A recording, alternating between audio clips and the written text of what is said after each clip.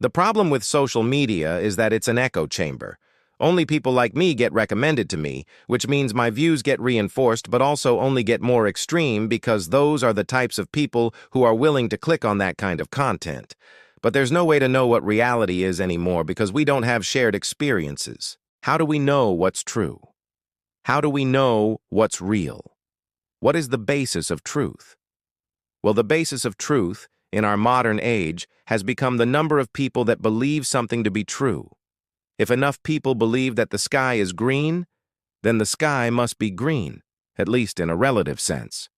If enough people believe that 2 plus 2 shear 4, then 2 plus 2 must equal 4. Truth is defined by consensus, which means if enough people believe that something is true, then it becomes true.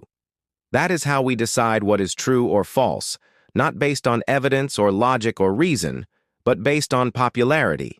So when we look at the world this way, we can see that it's not just right or left-wing ideas that are becoming more extreme, but all ideas. Everything is getting more extreme because everyone is looking at everyone else and seeing who believes what and going, well, if they believe that the sky is green, then the sky must be green because there's so many of them.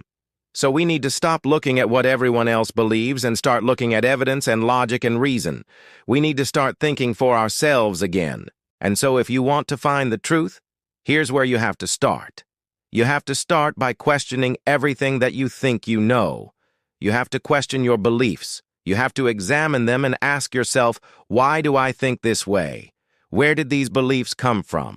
Why do I believe in God? Well, maybe it's because I was raised in a religious household and I never really questioned it. Maybe it's because I saw a miracle or an answered prayer. Or maybe it's because all my friends believed in God and I didn't want to be the odd one out.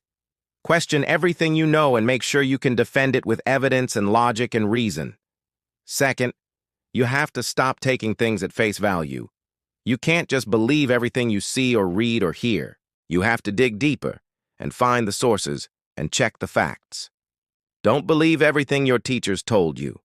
Don't believe everything your parents told you. Don't believe everything your friends tell you. Don't believe everything you read on social media. Question everything and investigate it and make sure it's true before you accept it as fact. Third, you have to learn how to think critically.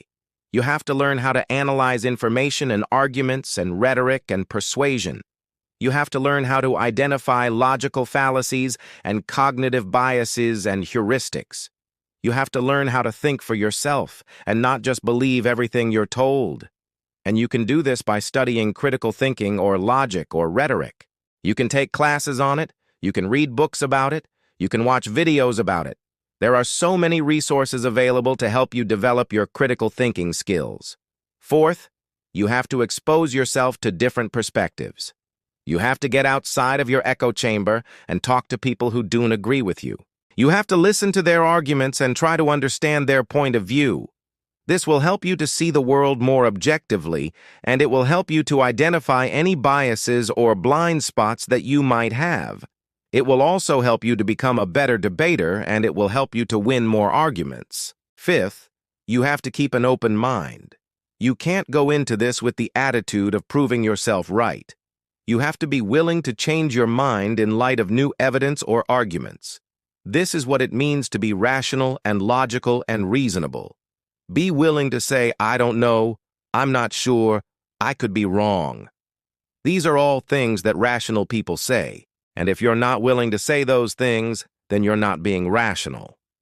You're being irrational. Finding the truth is a lifelong journey, but it's worth it. It will help you to become a better thinker, a better debater, a better conversationalist, and a better person.